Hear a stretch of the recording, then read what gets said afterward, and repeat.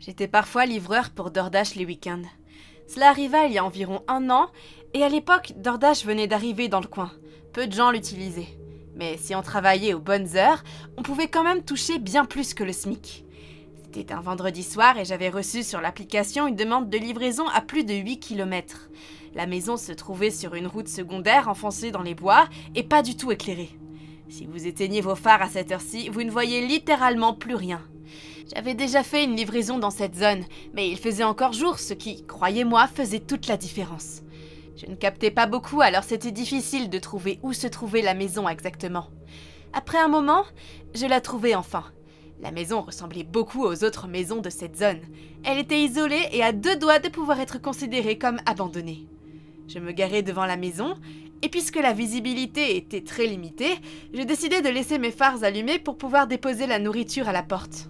Mais pour ça, il fallait que je laisse la clé sur le contact. Et c'est ce que je fis. Ce n'était pas la fin du monde si je laissais ma voiture tourner 30 secondes de plus. Je portai le sac de nourriture jusqu'à la porte, frappa plusieurs fois et attendis environ 20 secondes lorsque mon téléphone se mit à sonner. Un numéro masqué était en train de m'appeler. Je décidai de répondre au cas où cela avait quelque chose à voir avec cette livraison. C'était un homme qui avait l'air tout à fait normal et m'expliqua qu'il était à l'origine de la commande et me demanda si je pouvais lui ramener à la porte de derrière. J'étais déjà douteux avant ça. Alors je répondis à l'homme que c'était hors de question et que s'il voulait sa nourriture, il fallait venir la chercher devant. La conversation se coupa sans réponse. Je me disais que j'allais attendre devant la porte 1 minute de plus et que si ce gars ne venait pas, je partirais. Environ 30 secondes passèrent et le gars apparut. La porte d'entrée s'ouvrit et je regardai le gars. Il portait une cagoule de ski noire et se tenait là à me regarder. Je lui tendis sa nourriture mais il ne réagit pas. Et alors il cria « Ok, maintenant !» Au même moment, 3 hommes portant eux aussi des cagoules débarquèrent de l'arrière de la maison en courant vers moi. Ma réaction de fuite se déclencha immédiatement et je courus d'une traite jusqu'à ma voiture. J'ouvrai la porte, démarrai la voiture et plaquai la pédale au sol en moins de 2 secondes. Les hommes réussirent à frapper ma voiture un bon nombre de fois avant que je puisse partir. Avec quoi, je ne sais pas, mais c'était suffisamment puissant pour pouvoir casser la vitre arrière du côté passager et quelques autres bosselures. Après seulement 1 minute sur la route, je reçus 2 appels consécutifs d'un numéro masqué qui, je suppose, venait du même homme. Je laissai les 2 appels sonner dans le vide. Je tremblais de manière incontrôlable et j'avais du mal à retrouver mon sang-froid. Après quelques minutes, je m'étais suffisamment calmée pour appeler la police et signaler l'incident. Et c'est tout.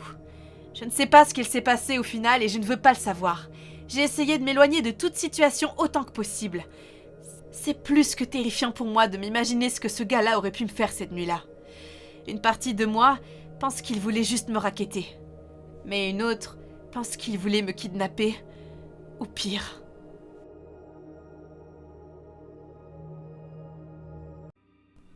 Retour en 2019. Un vendredi soir, en janvier. Je venais de rentrer du boulot et j'étais franchement trop fatiguée pour me préparer à manger. Je n'entendais que du bien des applications de livraison de repas, alors je me disais que ce soir-là était le moment parfait pour enfin en télécharger une et essayer. Je téléchargeais la première qui apparaissait, me créai un compte et passai une commande dans un restaurant pas trop loin, puis allumai Netflix pour regarder quelque chose en attendant d'être livré. Maintenant, il vaut mieux que je précise que ce soir-là en particulier, il y avait beaucoup de neige par terre. La livraison devait prendre 20 minutes, mais je supposais que ça ne prendrait pas en compte les conditions de route. Je pensais sincèrement que ça prendrait 2 fois plus de temps. Je me rappelle pas exactement combien de temps s'était écoulé, mais c'était si long que je me disais simplement que j'allais laisser tomber et annuler ma commande. Mais juste avant de le faire, j'ai reçu un message du livreur qui disait mot pour mot « Je ne trouve pas votre maison. Quel est votre numéro de portable ?» Alors, il faut garder à l'esprit que je venais tout juste d'installer l'application, le soir même, alors je ne savais pas si c'était normal ou pas qu'un livreur demande le numéro de ses clients. Alors, j'ai fini par lui donner. Environ 10 minutes plus tard, il me contacta, mais pas en m'appelant comme je l'aurais imaginé.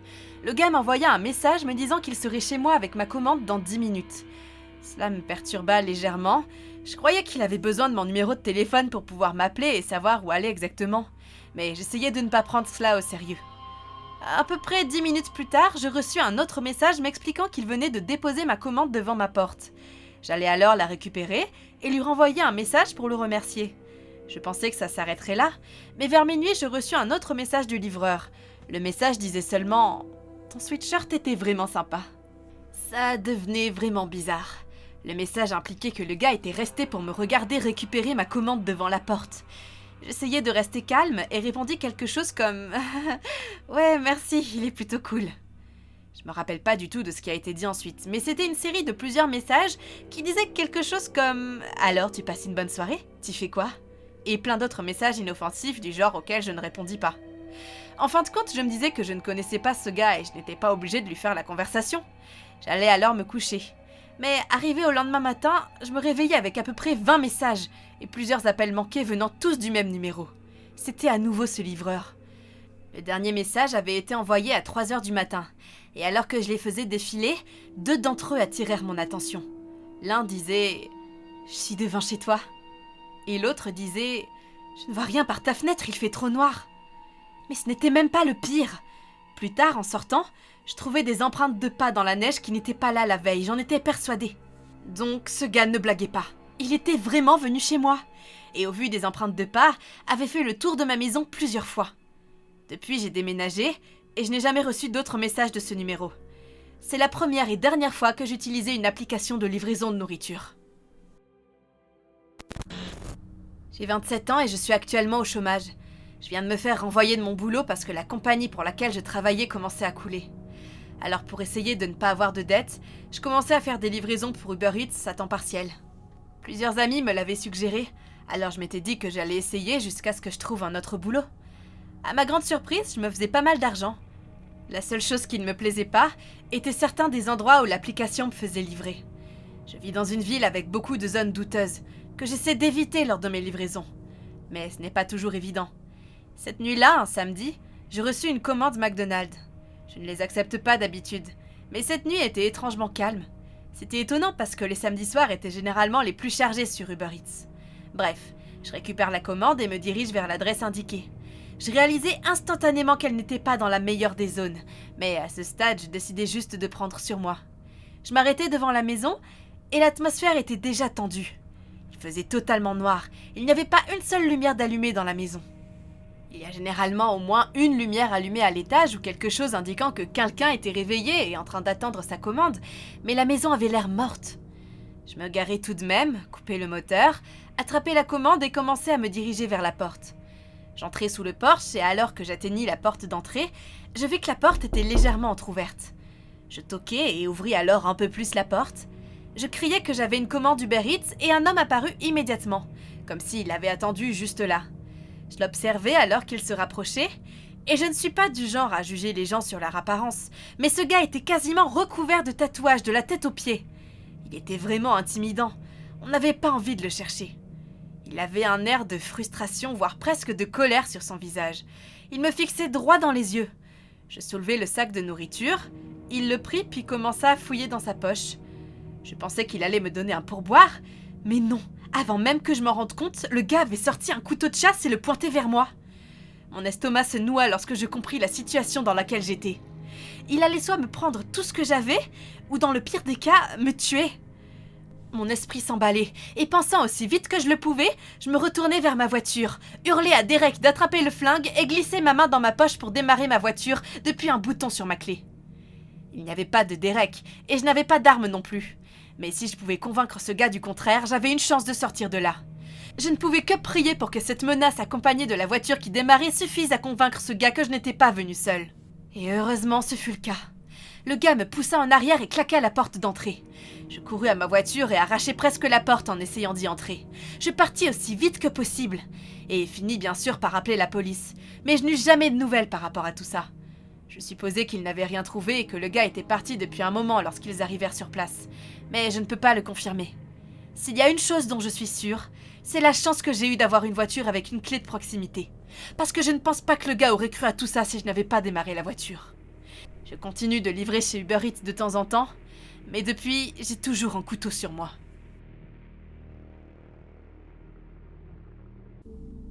La pandémie a été très dure pour nous tous, et on l'a tous vécu de plusieurs manières différentes. Mais les musiciens sont ceux qui l'ont le moins bien vécu. Je n'essaie pas du tout de m'apitoyer sur mon sort. Je sais qu'il y a de plus vieilles personnes qui jouent leur vie, alors je me suis remémoré plusieurs fois ma chance. Mais pour la plupart de mes amis, la pandémie voulait surtout dire faire du télétravail ou prendre un long congé payé, alors que moi je n'avais juste plus du tout de travail. En tant que musicien professionnel, j'ai joué de la musique seule ou avec des groupes pendant une grande partie de ma vie d'adulte. C'est sympa, mais ça peut parfois être très dur. Et cette pandémie a été la période la plus dure que je n'ai jamais vécue. Il fallait que je fasse quelque chose, n'importe quoi qui pourrait payer les factures. Alors, lorsque le batteur de mon groupe raconta qu'il touchait pas mal d'argent en livrant sur Postmates, cela attira tout de suite mon attention. Je crois que l'argument de vente principal, c'était à quel point cela avait été bon pour sa santé. Nous, les musiciens, on a tendance à être plus à l'aise avec une bouteille et un verre que sur un vélo elliptique. Alors, être payé pour faire du vélo me semblait être une bonne manière de se remettre en forme.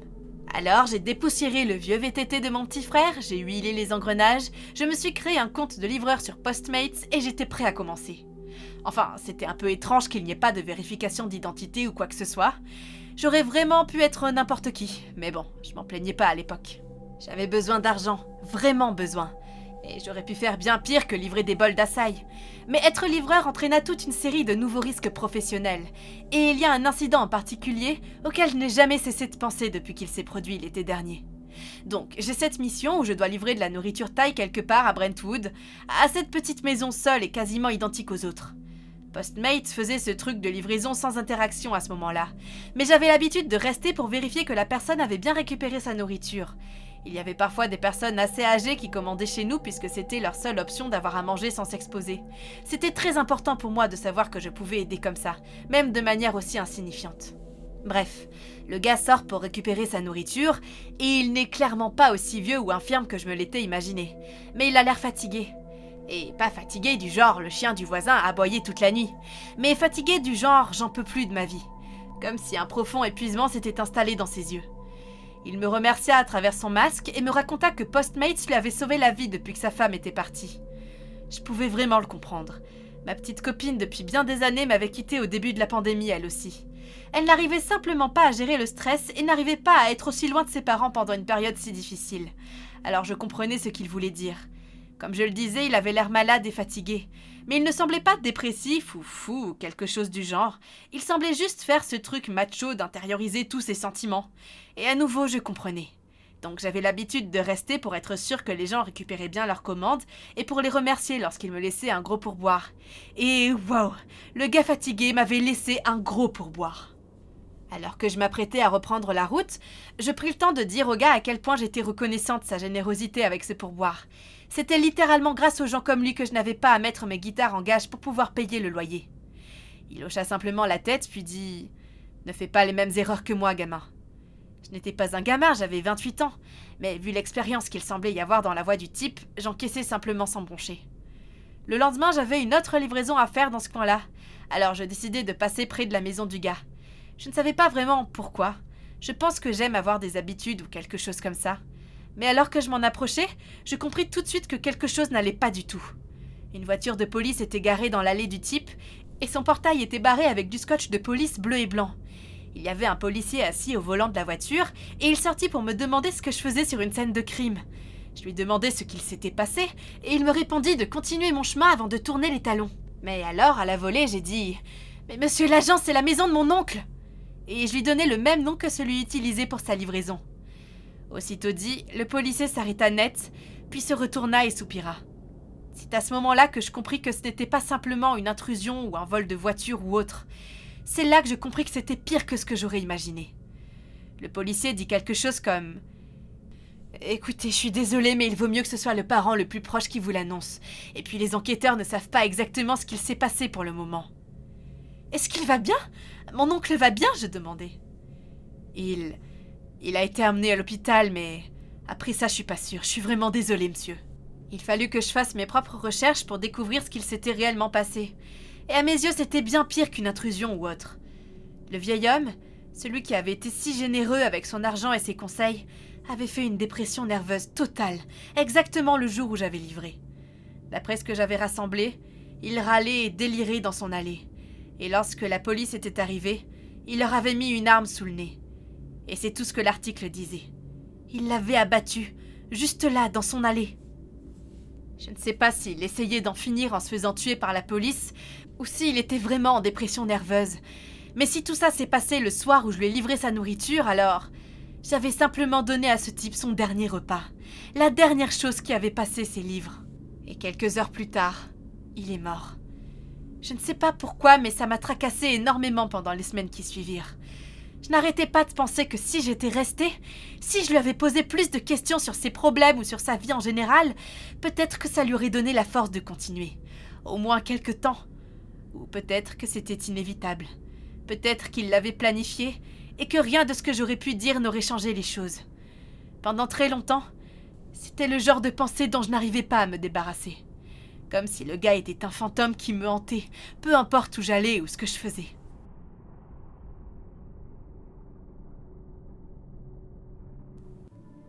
La nuit du 27 octobre 2013, Tavisha Paris faisait son dernier service en tant que livreur de pizza. Le migrant sri-lankais de 25 ans avait déménagé au Royaume-Uni pour faire une licence d'informatique et travaillait comme livreur de pizza depuis un moment pour pouvoir subvenir à ses besoins pendant ses études. Mais puisqu'il avait eu son diplôme avec mention très bien à l'université de Sheffield, Tavisha s'était rapidement trouvé un travail bien payé dans le domaine de l'informatique. Grâce à sa paie généreuse, ça allait être bien plus facile de demander la résidence permanente au Royaume-Uni, ce qui lui permettrait peut-être aussi de pouvoir faire venir sa famille. Son patron était triste de devoir laisser partir un jeune homme aussi bosseur, mais aussi content de voir Tavisha aller de l'avant dans le domaine qu'il avait choisi. Il n'avait plus qu'à faire son dernier service, juste une nuit de plus, et il commencerait sa nouvelle vie d'employé de bureau. Vers 22h, Tavisha faisait l'une des dernières livraisons de la nuit et roulait vers Southsea Crescent avec la commande d'un client. Alors qu'il se garait, détachait sa ceinture et ouvrait sa portière, Tavisha était accueilli par la silhouette imposante de Kassim Ahmed. Ce n'était pas Kassim qui avait commandé la pizza, mais il voulait quand même quelque chose de la part du livreur. Son portable. Tavisha aperçut un éclat d'acier dans la faible lumière de la rue, alors que son agresseur sortait un couteau et menaçait de le poignarder s'il ne lui donnait pas son téléphone. Mais Tavisha était courageux. Peut-être même un peu trop. Il avait travaillé dur pour pouvoir se payer un portable si cher, et il n'allait sûrement pas le lui donner sans se battre. Il n'y eut pas de bagarre cette nuit-là, mais un massacre. Sans même une once de provocation, Kassim enfonça le couteau dans la poitrine de Tavisha qui s'écroula sur la chaussée, haletant alors qu'il essayait d'arrêter l'hémorragie. Alors qu'il agonisait, le complice de Kassim, Shamrazi Khan, âgé de 18 ans, fouilla les poches de Tavisha pour le délester de ses biens. Avec une seule plaie, Tavisha aurait peut-être eu une chance de survivre à l'attaque. Mais Kassim savait qu'il avait vu son visage, et il savait que le jeune migrant bosseur ne prendrait pas le vol à la légère. Il appellerait la police, un rapport serait établi, et Kassim, le récidiviste, irait sans aucun doute en prison. Et pour Kassim, c'était hors de question. Il s'agenouilla et commença à enfoncer le couteau dans la poitrine de Tavisha, encore et encore. Il poignarda le livreur agonisant 14 fois au total, jusqu'à ce qu'il se vide de son sang, juste là, sur le sol froid du Yorkshire. La communauté fut horrifiée par la brutalité du meurtre, mais aussi par les circonstances horribles et terriblement tragiques. Juste une dernière nuit à faire ce boulot. Si Kassim Ahmed avait juste attendu une journée de plus pour voler un téléphone ou un portefeuille, Tavisha serait toujours en vie. C'est comme si c'était une sorte de blague cosmique cruelle. C'était tellement insensé qu'on avait du mal à y croire, et beaucoup furent touchés par cette histoire. Étant donné que Tavisha travaillait pour Domino's au Royaume-Uni, la compagnie finança le voyage de sa famille pour pouvoir venir organiser correctement son rapatriement et travailler de plus près avec les enquêteurs. Le grand frère de Tavisha, Pramod, s'adressa à la presse dès son arrivée en Angleterre. « Je suis dévastée. Tavisha, mon frère, était tout pour nous. Il nous donnait tellement de raisons de sourire. Il était gentil et attentionné, et on était extrêmement fiers de ses exploits. Sa réussite en Angleterre nous rendait tellement heureux. Nous ne pensions vraiment pas que sa vie était en danger. Je n'arrive pas à croire qu'il nous a été enlevé de manière si cruelle et inhumaine. Pitié, si quelqu'un a vu ou entendu quoi que ce soit qui pourrait nous aider à attraper ces assassins, nous vous supplions de nous le faire savoir pour nous aider à trouver les personnes qui ont tué mon frère. » Mais il ne fallut pas beaucoup de temps pour trouver les meurtriers. Il s'était avéré que Kassim Ahmed avait volé les téléphones de 2 jeunes femmes en les menaçant au couteau 1 heure seulement après avoir assassiné Tavisha. Et il avait été suffisamment bête pour le faire dans le centre-ville de Sheffield, un endroit pratiquement couvert de caméras de surveillance. La police le retrouva dans le cadre de son enquête sur le vol et trouva Kassim en train de se débarrasser des vêtements imbibés du sang de sa victime. Il fut arrêté, inculpé pour meurtre, et allait être envoyé en prison pour au minimum 24 ans. Mais 24 ans semblait être une sentence trop clémente pour quelqu'un qui était prêt à tuer une autre personne pour rien de plus qu'un téléphone portable. Et il semblait que la seule justice possible pour une personne responsable d'une blague cosmique si cruelle qui avait fabriqué un scénario terrifiant aux oreilles de tous méritait d'aller en prison pour bien plus que 24 ans. Quand j'étais en BTS, je travaillais pour une pizzeria qui se trouvait essentiellement au milieu de nulle part. Elle se trouvait dans un centre commercial au bord d'une route dans une zone plutôt rurale, et il y avait suffisamment de gens éparpillés autour de cette zone pour que le restaurant ne fasse jamais faillite. Mais puisqu'on gagnait quasiment rien, notre équipe était vraiment réduite, surtout tard le soir. Parfois, il n'y avait que 2 personnes dans la pizzeria, un autre gars et moi. L'un faisait les pizzas et l'autre les servait aux clients. Ce n'était pas toujours un système parfait, mais on faisait avec. Les meilleurs jours pour bosser étaient sans aucun doute les mercredis et les jeudis soirs, simplement parce que c'était très calme. On travaillait tard les mercredis ou les jeudis, et en gros on était payé à glander et à discuter de conneries avec nos collègues. On recevait peut-être 1 ou 2 appels, rien de très stressant, et puis c'était tout. Mais cette nuit-là, on reçut un appel presque tout pile à 23h, une demi-heure avant la fermeture. D'habitude, on aurait été un peu énervé, mais c'était trop inhabituel pour qu'on soit en colère. Genre, je crois vraiment que c'était la première fois qu'on recevait un appel aussi tard. Alors, à ce moment-là, mon collègue est dans sa voiture en train de fumer avant qu'on commence à tout nettoyer. Alors, je suis tout seul quand le téléphone sonne. Une part de moi me disait de ne pas répondre. Mais honnêtement, c'est la curiosité qui prit le dessus. La plupart des familles du comté travaillaient dans les fermes. Alors, ils allaient tous se coucher vachement tôt dans la soirée. Donc, qui pouvait bien m'appeler aussi tard ? En décrochant, je ne reconnus pas la voix à l'autre bout du fil. Vu le travail que je fais, je connais quasiment chaque personne qui appelle et ce qu'elle va commander. Mais ce n'est pas non plus entièrement inhabituel que quelqu'un de nouveau appelle. Ce qui était vraiment inhabituel, c'était à quel point la commande de ce gars était différente des autres, sans parler de son comportement. Alors, je remarque tout de suite qu'il y a quelque chose qui cloche avec ce gars. Sa voix était super rauque, comme s'il vivait dans un alambic à whisky et mangeait des clopes au petit déjeuner. Et je sais que cet appel va être bizarre lorsque la première chose qu'il demande est un hamburger. Je suis là genre, monsieur, c'est une pizzeria. Je peux vous lire le menu si vous voulez. Ce n'était pas un problème, on n'avait que 6 pizzas différentes et 2 accompagnements. Le gars dit que c'était pas nécessaire, qu'il veut juste de la viande de hamburger. Je suppose donc qu'il la veut sur une pizza, puisqu'on a en effet une pizza cheeseburger à ce moment-là. Donc je lui demande d'être plus clair. Mais non, ce gars ne veut pas une pizza, il veut juste de la viande de hamburger. De la viande de hamburger crue.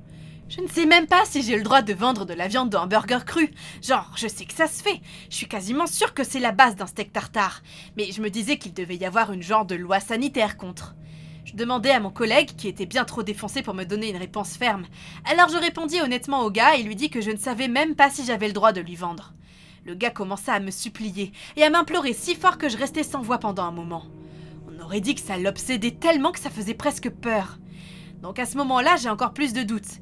Mais après que ce gars au téléphone m'ait offert un pourboire incroyable, je prends une décision exécutive et décide de faire la vente. Les gens font des trucs stupides pour l'argent, n'est-ce pas ? Eh bien, je suppose que c'est mon truc. Je jette dans une boîte en plastique de la viande de hamburger d'une valeur d'environ 10 $ au détail selon moi. Entre l'adresse du gars dans mon GPS, puis prends la route vers chez lui. Je faisais des livraisons pour cette zone du comté de Lawrence depuis presque 18 mois à ce moment-là. Je ne dis pas que je connaissais l'endroit comme ma poche, mais j'étais sûre de ne jamais avoir vu la maison de ce gars avant. Je ne savais même pas que cette vieille maison était là. C'était une vieille ferme au bout d'un long chemin de terre, et elle avait l'air de tomber en ruine. Ça aurait fait une bonne maison hantée, et la seule chose à laquelle je pensais alors que mes phares éclairaient toute la maison, c'était qu'on aurait dit le début d'un film d'horreur, ou quelque chose du genre. J'étais le pauvre livreur de pizza débile voué à mourir dans l'intro du film qui présentait un tueur fou, une créature monstrueuse qui était le personnage principal du film. Je me garais, marchais jusqu'au vieux Porsche branlant, et puisqu'il n'y avait aucune sonnette, je toquais à la porte de ce gars. Il vint m'ouvrir, et étonnamment sembla plutôt normal, comme si je m'attendais à voir un vieux sorcier décrépit m'ouvrir la porte d'une telle maison et pas un gars dans un pull sans manches qui ressemblait au père de tous les pères. Alors que je lui tendis la boîte de viande d'hamburger, je ne peux pas m'empêcher de lui demander pourquoi il a commandé de la viande d'hamburger crue, et pas un vrai plat. Je me dis qu'il va la faire griller chez lui ou un truc du genre, alors je lui demande ça. Mais le gars sourit simplement, secoue la tête et il me dit qu'il va la manger crue. Je ne devrais pas avoir réussi à cacher le regard de dégoût et de confusion sur mon visage, puisque le gars se lance alors dans un grand speech sur les bénéfices de la viande crue. Il utilisait beaucoup de termes scientifiques, alors je ne comprenais pas tout, mais il avait l'air de savoir de quoi il parlait. Et étrangement, ça me rassura un moment alors qu'il fouillait dans son portefeuille pour sortir un pourboire. Il me tend 11 $ froissés, et alors que je les compte, je lui dis genre « Merci mec, c'est vraiment généreux ». Puis je relève la tête juste à temps pour voir le type ouvrir la boîte en plastique remplie de viande, l'emmener à son nez et renifler, longtemps et profondément, ce qu'il y avait à l'intérieur. Il ne semblait pas juste heureux comme si ça sentait délicieusement bon. Ça avait l'air purement pervers. Je regarde simplement en essayant de ne pas flipper alors que l'odeur de la viande semble littéralement l'exciter. Après l'avoir sniffé, il frémit, ses yeux roulant dans leurs orbites, avant qu'il n'ait ce regard défoncé. Et tout ce que je me dis, c'est « Je dois partir maintenant ». Un peu gênée, je remercie le gars, content de sortir de sa propriété, mais alors que je m'apprête à me retourner et quitter le Porsche, je vois quelque chose bouger dans le couloir, peu éclairé au-dessus de l'épaule du gars. À la hauteur de la taille, derrière un cadre de porte, il y avait une grand-père Dieu terrifiée qui me fixait à travers des orbites enfoncées. C'était un enfant. Je ne sais même pas ce qui me poussa à demander, mais dans tous les cas, c'était si fort que ça surpassait le désir que j'avais de fuir tant que je le pouvais. Je me rappelle avoir dit quelque chose comme « C'est votre enfant, hein ?» Et au lieu de me faire un grand sourire ou un discours lyrique racontant comme il était fier, quelque chose qui aurait convenu à son style de papa en pull sans manches, il eut soudainement l'air furieux. Il se retourne. L'enfant a l'air terrifié et disparaît soudainement. Lorsqu'il se retourne à nouveau, il me fixe avec ce profond regard morose qui me fait des frissons dans le dos. Et encore une fois, j'ai ce sentiment écrasant qu'il faut que je parte maintenant. Je remercie le gars et quitte le Porsche sans jamais vraiment lui tourner le dos. Il ne dit pas un mot en retour et garde seulement ce regard furieux, comme si je lui avais fait quelque chose de mal ou vu quelque chose que je n'aurais pas dû voir. Il fallut 20 minutes pour que je rentre à la pizzeria. 20 longues minutes où je me rejouais la scène dans ma tête sans cesse. J'appelais les urgences tout de suite en arrivant. Je n'avais aucune idée de ce qui se passait là-bas, mais ça ne pouvait être rien de bon. Aucun enfant ne devrait avoir aussi peur de son père, et je ne sais même pas si ce gars était vraiment son père. Ma logique voulait que j'appelle les urgences et que je découvre que je m'étais pointée au mauvais moment, que j'avais pris les actions du gars hors contexte et que je me sente un peu gênée. Ou alors, j'allais découvrir que quelque chose d'horrible s'était passé dans cette maison, me sentir horriblement coupable de ne pas avoir réussi à l'arrêter et être tourmentée jusqu'à la fin de mes jours.